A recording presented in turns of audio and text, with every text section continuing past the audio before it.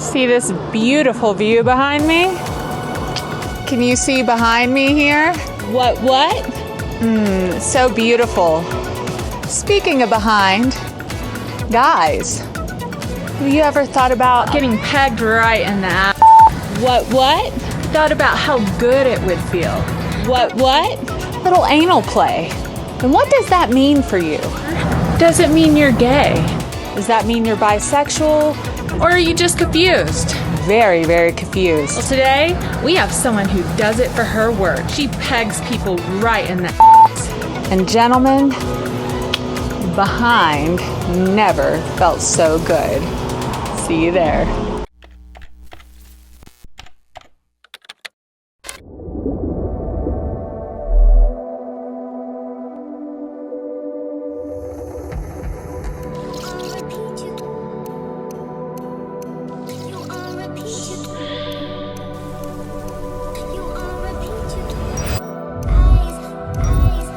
Welcome to the Life in Red podcast. This is a way of life that emphasizes positive sexuality, self-love, and confidence. On this journey, red is now your new color. Be courageous. Be passionate. Be sexy. And never stop living your best red life. So now I have one question for you. Are you ready to live your life in red?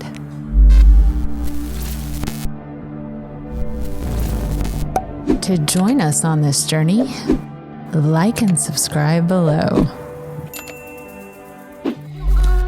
Welcome to the Life in Red podcast. This is Brittany, your host, and today I am really excited.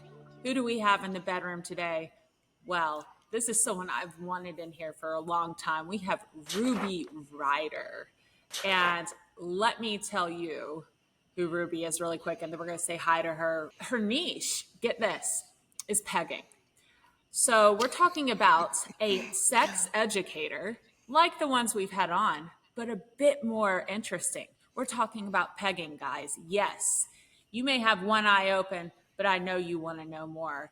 14 years of this, and we're going to go into the misconceptions. We're going to go into your fears. I shared some of them with you. This is exciting. This activist, this amazing woman, Ruby, thank you for being on today. I'm so happy to be here. The more that I can spread the word about the niche sexual activity of pegging, the happier I am. Yes, I'm sure a lot of people will be happier too. The shame culture we have around sexuality is heavy. And this is a part that I have had friends personally that are undercover into pegging. And they've talked about questioning their sexuality and all these things because of it. And we're going to go into these misconceptions today. We're going to go into these things. And first, we're going to keep it light and airy. Go with what you could tell us about how you got started in this world. Well, if it goes back to kind of the beginning of my interest in anything anal, so to speak, I can remember being really turned on by the thought of any kind of anal action from when I was quite young. I was in a very permissive household, so I had access to Penthouse Letters Forum, which is the little book that has all the letters, supposed letters in it. And there's no pictures or anything, but the handy thing about that was that they would separate things into categories. So great, turn right to anal and read. And it didn't really make any difference who was getting any kind of action, who was doing what, as long as there was some kind of ass play. That seemed to be my thing of like, wow, that's a real turn on. And then one day I came across this letter, and it was so cheesy because they're all really cheesy. And it was about two couples. The women had labeled themselves football widows because their husbands were always at the bar watching football games. So they came, yeah, right. They came home one day from the bar, probably been drunk, whatever. And the women were there with strap-ons on, and they had footballs on the ground, on the floor, and they made their husbands like bend over and pretend they were centers, and they fucked them. So I told you it was really cheesy, right? But the idea of that, it's like I had no idea that that was A, possible, and B, something that people did. I mean, I had no idea. So it was almost like a Rubicon of sorts. It's like that. I was never the same after I read that letter. It was like an epiphany, kind of. I went, wow. So that completely dominated my fantasies and everything. And I began to write erotica, the cheesy erotica that you write when you're really young and you've never done what you're writing about. Oh yeah, been there, read it. But at the Yep. same time, that really captured my fantasies for quite a while. And of course, my writing got better, but um, I didn't get a chance to try it out actually until my second divorce. I approached both Mm. husbands with ass play, and they were very, they weren't mean about it or anything. They were just like, yeah, no. And Aw. I had taken that interest in ass play and I had put it in a box of shame, really. It was like, Mm. this is bad, weird, different, strange. And I kind of feel weird because I like this thing. So that's sort of how I approached it. So no surprise that they said, yeah, no thanks. And I was not confident enough in my own desires and in the validity of my own desires Mm. to be persistent, to ask again and to maybe say, no, well, wait a minute, because this really turns me on. And maybe we can explore this. So after my second divorce, I was 50. And I thought, if not now, when? Because by then I Mm. had some good stories, right? Even though I'd never done it. They're up in imagination land waiting for you. And so I got on an adult website, dating website that I'm not even going to name because I don't want anybody going there now because it's really horrible. But it had a set of optional questions that were all sexually related or sexually based. And one of the questions was, describe your favorite sexual fantasy. And I thought, well, Ooh. I can do that. I'm a writer. I can do that. So I wrote this short little piece, which to this day is up on my website, pegging.Paradise.com. And Ooh. it's kind of a little femdom thing of the guys in the hotel room, and the woman says, okay, when I get there, I want you with a glass of champagne in your hand, naked and hard, right? And there's some spanking and there's some pegging. And the surprise that I got was that on this dating site, oh my God, the guys came out of the woodwork and were pretty much all doing a virtual me, me, me. Okay, I had no idea it was possible in the beginning. Now I knew it was possible, but I didn't know that men would like it. I had no idea. And I'm using gendered terms here because the original definition of pegging was very, very gendered. A woman puts a strap Right. on and penetrates a man anally. So, Right. um, so anyway, I had no idea that they would like it. But and I got one or two like all you need's a good whatever good drilling or I got a few of those too. Oh, But yeah. apparently the universe had a plan for me because I got to check off two boxes at the same time. Not only did I Mm. get to try pegging for the first time, but it was with a hot fireman. And Oh, right, he good for just he you, just wanted Ruby. he just wanted to explore more sexually. And it was funny because we spent a long time talking about it. And there's a lot of vulnerability, absolutely. And Mm. maybe anxiety about being anally penetrated with good reason. It's a delicate area, right? And so Hmm. he was kind of like, ooh, I'm really going to have to trust you. And I said, absolutely. And even now you can see the role reversal because I'm going, it's okay, honey, take your time. Yep. And then he walked me out to my car and gave me a kiss goodnight. And the kiss was one of those ones that just magically matches because everybody has different styles of kissing. And it just matched. And he Aw. said, okay, I'm in. Anybody who kisses like that, I'm down. And Ah. so we went ahead and did it. And I do confess, and I don't know if he's ever going to listen to any of these interviews or podcasts, but I lied to him. I told him I'd done it before. I was Oh. fairly confident I could get away with that because I have had a career of professional massage. So I'm really, really good at touch. I'm really good at Reading excuse the me, body. reading bodies and things. Yeah. And it totally worked. It was Oh. fantastic. And he just was like, I had no idea. So that was kind of the start of my career. And Mm. I found a friend who was willing to put up a website for me, help me with that. I thought I was just a writer of erotica. And it's not even a just. I thought that that was my thing. I'm going to write erotica. I'm going to put up this website and put it up for everybody to read. But then I kind of fell into this automatic. I'm also like a researcher. And as I found out, I'm a teacher. So I wanted to teach about it. And um, there were a couple of toy stores in town, like adults toy stores, Mm-hmm. decent ones, not the one cheesy one. The one Right, cheesy right. one was bad. You don't want to go in the back room where they show the little It's a movies. bit It's like, no. sticky. Yeah. Exactly. And so I'd been talking to this one, the lady in there, and telling her, what I was writing about. Because by then I was like writing articles about it and I was researching it. And I thought I could teach this. Oh. So, and I knew that she sold, I don't recommend any pegging kits because I think that's a good way to not have as good of a first experience that you can. But putting all that aside, I knew that she sold the bend over boyfriend beginner kits, right? So we had talked about it and I came in and I said, I would like to teach a class here. I knew that she offered classes in her shop. And she said, I don't think I have your demographic. And I said, what are you talking about? We mentioned the bend over boyfriend beginner kit and you said you could barely keep them on the shelf. So what the heck, right? And she Yeah. said, well, people come in and they buy these things, but they don't really want to talk about it. Oh my God. It was all her. It wasn't The me P. and it wasn't Yeah. her customers. So I went to the other toy store and they said, absolutely, come on in, teach. So I did that in person for a while. And then as the internet was kind of happening more and more, Right. it made more sense to do it online.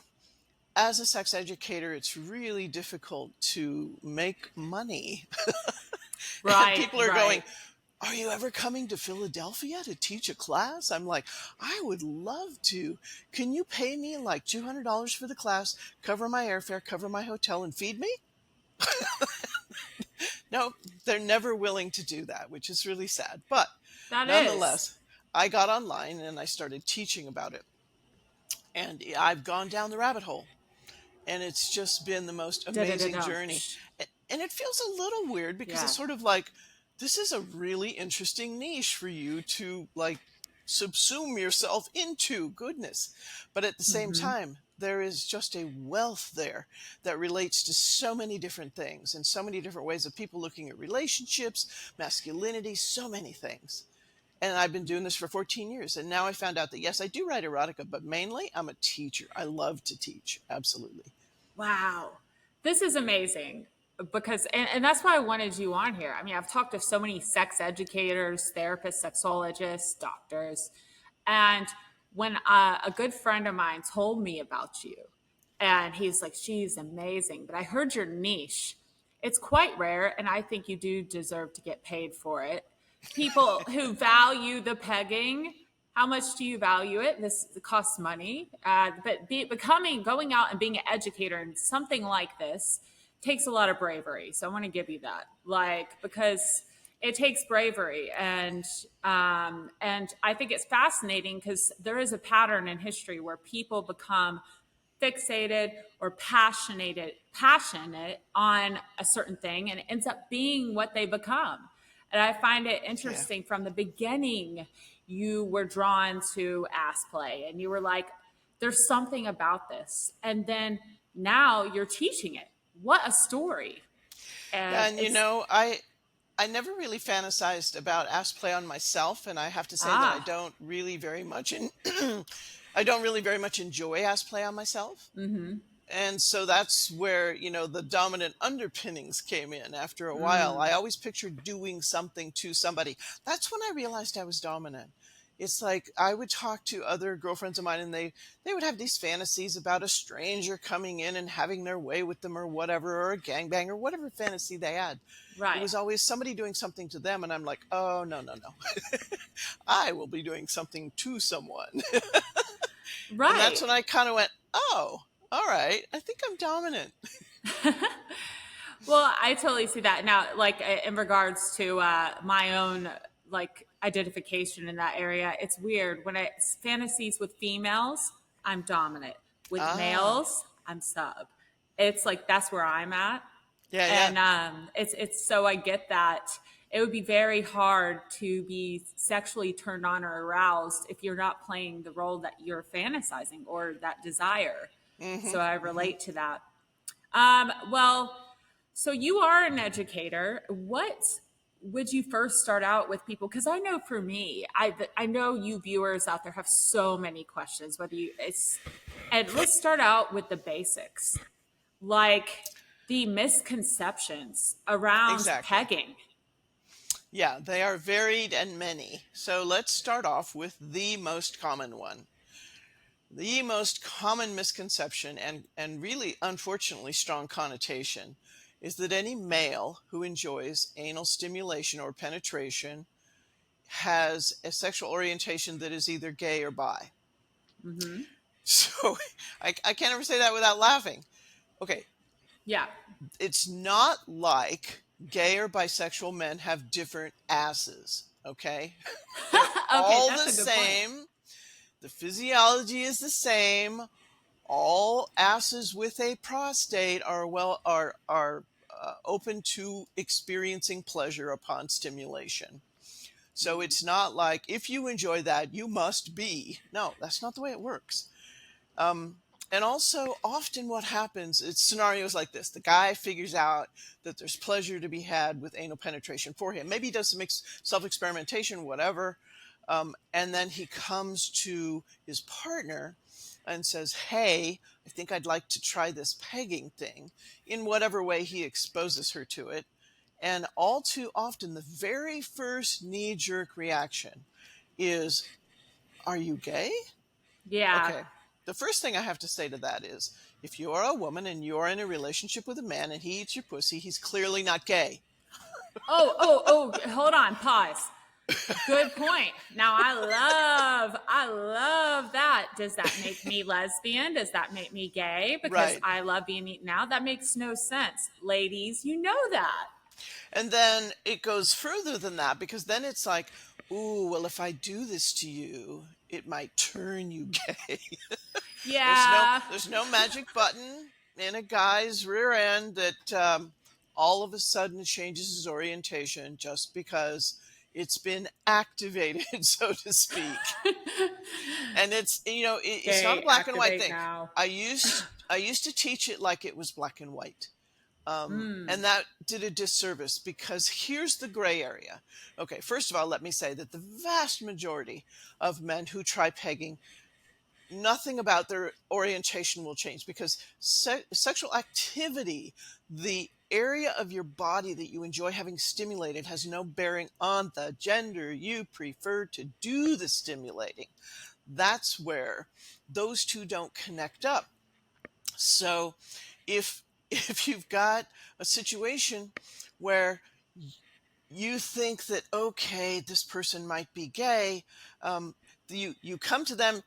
Okay, let me start over. If you ask your partner, okay, I want to try this whole pegging thing, and you must be gay, that kind of a reaction, I lost my place. No, but no, if they have it's fine. If they have that kind of reaction, it induces shame upon this experience that's so vulnerable for this partner to come to them about. It does. And it's just so unfortunate because that puts all of this shame on them when all they're trying to do is just basic sexual exploration. But Mm, that connotation is so strong, it's kind of crazy. And mm. I remember when I first started my website and I moved into a new place and I had a housewarming party. And one of the people that was invited there was the mortgage broker, this wonderful lesbian woman who helped with the sale of the house, right? So she's there and she said, "So what have you been doing?" Because I separated from my husband, he was gone. And I said, I've been writing a lot, writing erotica. And she said, "Oh, so like what kind of erotica?" And I said, "Well, I'm really into pegging." And she says, "Well, you know what I've always wondered is why don't they just go get it from a guy?" because they're not attracted to guys. But okay, the gray area. So here's the gray area. If you are a man who has some repressed bi curiosities and you have not acknowledged that, and let's face it, walking around in this world, it's easier not to acknowledge that because society's not real nice to bisexual people. They make all kinds of assumptions, and so you tamp that down. When you explore pegging, can it bring that up? Yeah, it can. Absolutely. But if that happens, I really encourage both partners to just really take a deep breath and rely on your relationship agreements because all too often one of the assumptions about bisexual people is, oh my god, now they're going to go and they're going to go do it with everybody and be attracted to everybody since they are attracted to all genders, right? Mm. So that's Well, I think the fear for me would be that this was repressed. So we're in a, let's say, a monogamous agreement, mhm. and then they have not experienced being with the male. Like, let's say I was with a man and he had not experienced that yet. The fear would be losing said partner to needing to go explore that with other males. Like, I'm going to lose you because now you're attracted to guys and you've never got to do it before. Is that something you need to do? Like, that's the fear that I could see a lot of people having as well. Yeah, and that also has some gray areas in it. Like, for example, you could continue to have that relationship and you could allow that person to explore, or you could continue to have that relationship and you could explore with them.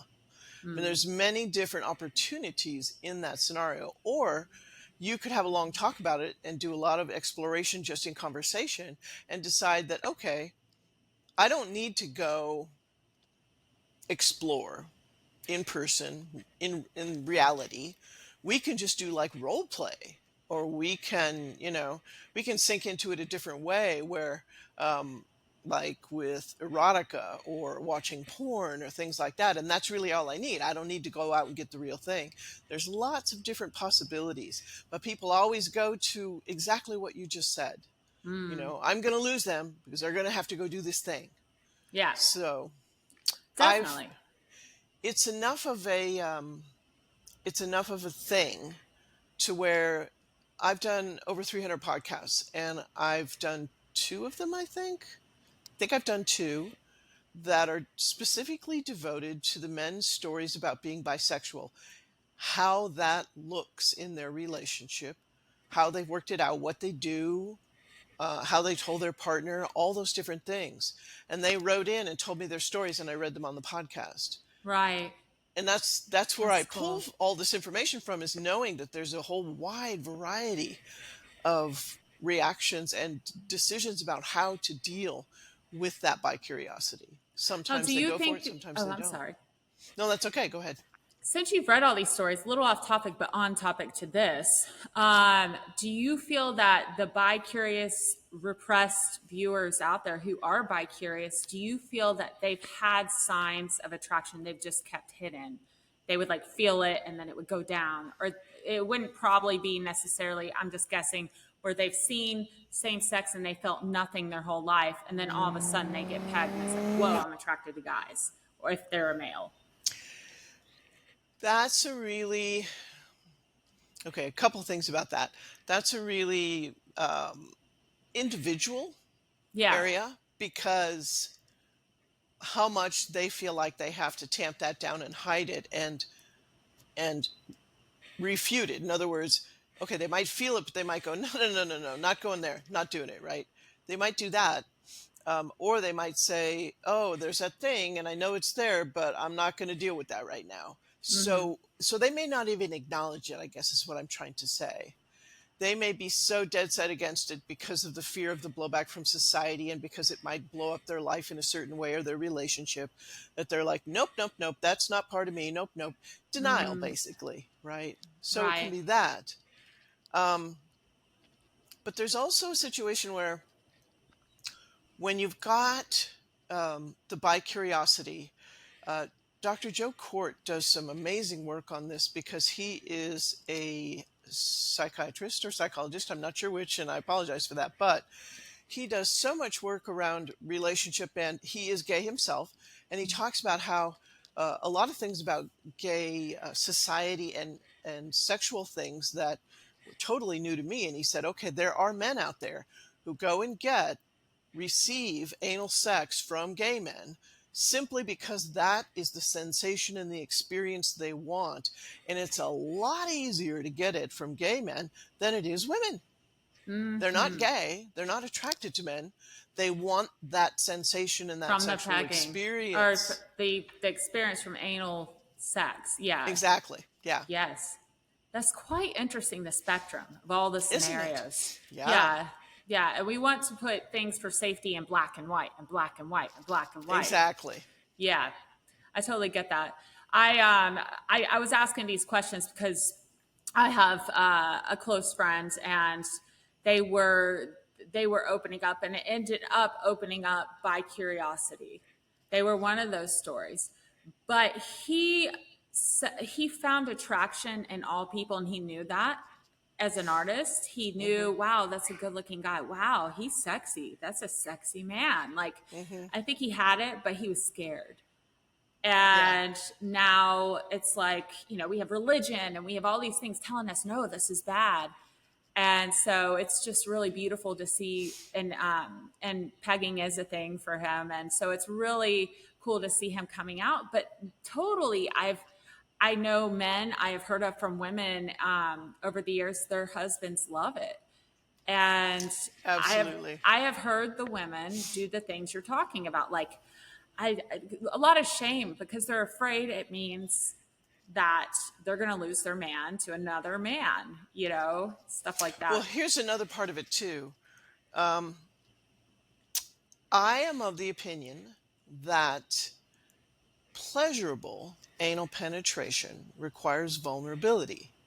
So vulnerability comes in big time with anal penetration, right? And with this whole pegging scenario.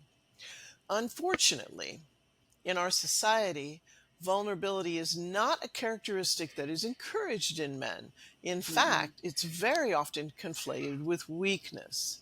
And men who Yeah. show any kind of vulnerability are accused of being weak, are shamed, are given a hard time by their bro dudes. So men have learned to present themselves as that harder image, and we're talking about the typical man box that was coined by a guy in a TED talk, that term, all the characteristics that you're expected to portray as a man in the society to be thought of as a masculine manly man. Yeah. But also there's forbidden characteristics, and that is largely anything that can be perceived as gay or feminine, which is on the surface of it really messed up. That's implying that gay or feminine is less than, but Right. nonetheless, it's like you've got the whole vulnerability issue. And okay, if we look at the word vulnerability from like a military sense, yeah, that's a weakness, absolutely. But in interpersonal communications, it's so different. It's like a risk, an uncertainty, a risk of emotional exposure. It's about being willing and able to feel your feelings completely and open up and share them with another person. And that takes so much courage. It really Mm-hmm. does, especially if you are the gender that has been non consensually trained since small boyhood to not do that. So, Right. this can be a huge emotional opening opportunity, almost scary, but going back to how it's perceived by the partner, by the woman. If you've never seen your partner vulnerable like that, you might look at them in that vulnerability and then kind of go, oh, that's weak. I don't like that. Yeah. But when I think way back in my life, I did that once. Can remember doing that to one of my partners. And I feel bad about that now because a man that is able to have tears, a man that is able to feel his emotions, It's beautiful. that's rare. And it's courageous. So I teach that that's one of the Good. misconceptions. Vulnerability is a good thing, and I can't tell you how many times I've heard men say, "Yeah, the reason that I really want to try pegging is because it's like I am in control all day long." Maybe they have some sort of managerial CEO position or something like that, but also Right. even just as a man, they're expected to be in control all day long. And sometimes the way that the household is run in the family that they are head of, they're expected to run that too. And they say, sometimes I just want to get in the bedroom and I just want to receive. I want to not have to run things for once. These are things I hear Yeah. over and over again from men. And to kick back just for a minute to that, the thing about what Dr. Joe Court said about how some men seek out receptive anal sex from gay men. The other factor he said that attracts straight men, because he insists on calling them straight. I mean, he gets so much blowback on this. They're like, no, if you have sex with another guy, you're clearly gay. But he's trying to differentiate and say, no, look, there is this subset of straight guys who do this. Another reason they do it is because gay men are typically very vocal and forthcoming with admiring each other and telling each other that they look hot and giving them lots of admiration and appreciation and Appreciation. compliments and stuff, which, interestingly enough, doesn't happen with women as much. It's sad to say that, even as the words come out of my mouth. Yeah. Men want to be admired. And, I've done a couple of podcasts as well about cross dressing, because cross dressing is a kink that coincides with pegging sometimes. And the guys say, I just want to feel pretty. I just want to Mm. be told I'm beautiful. But even if it's not the cross dressing pretty thing, I want to feel desired. I want a woman to Hmm. like lust after me like a man would. So Well, that's an interesting dynamic too. it is my current partner, and we're very open. He knows I do this show. He enjoys cross dressing. That's one of his kinks, and Hmm. I find it so sexy, and like Hmm. I just love it. And he does. It is those words. I want to feel pretty. Like Yeah. we shame our men for all these things. And I we've talked about this. Like I was a follower of Alison Armstrong, and I learned a lot from her about men feed off of like appreciation, constantly appreciation. And ever since I talked to you actually recently with our pre interview about touch. And I'm crazy about my partner sexually. Like I'm just like, oh, he's so yummy. We've been together a few years, and it's the same for me. He's my best friend. But I remember after you saying men just want to be held Hmm. sometimes and Hmm. touched. So ever since then, I've made a point. Not only I'm good at appreciation verbally, I'm trying to be a safer place for his vulnerabilities because that is a brave moment for a man. It doesn't happen very often, but also touch and just being held. And it's like there is something about a woman, like we have possibly an entitlement. And this is not me going against women. I'm a girl's girl, but there is something about you come to me, this like toxic culture of lean back, you come to me, you serve me, blah blah blah blah blah blah. And it's like, no. I mean, he like the other day he was exhausted, and I took a page out of your book, I wrapped my arms around him and I just held him, and he was just like, you Yeah, and know. to have the safety of that. And the reason I even use that word safety is because, and we're talking about like the typical masculine, I hate using this word because it creates a knee-jerk reaction amongst men, but the whole toxic masculinity thing, Yeah. the expectations that you're going to adhere to all those characteristics. Guys who just can melt into a woman's arms and be held. Are you kidding? The bro dudes, they'd have a field day with that. They're like, you're a simp, you're this, you're that, whatever. Mm. Because one of the things in male society is that you have a very strict hierarchy. You are expected to give people shit who are underneath you, even if it's in a kidding bro dude manner, and to take a little Wolf shit pack. from the people above you. Right. That is so freaking isolating. Oh my God.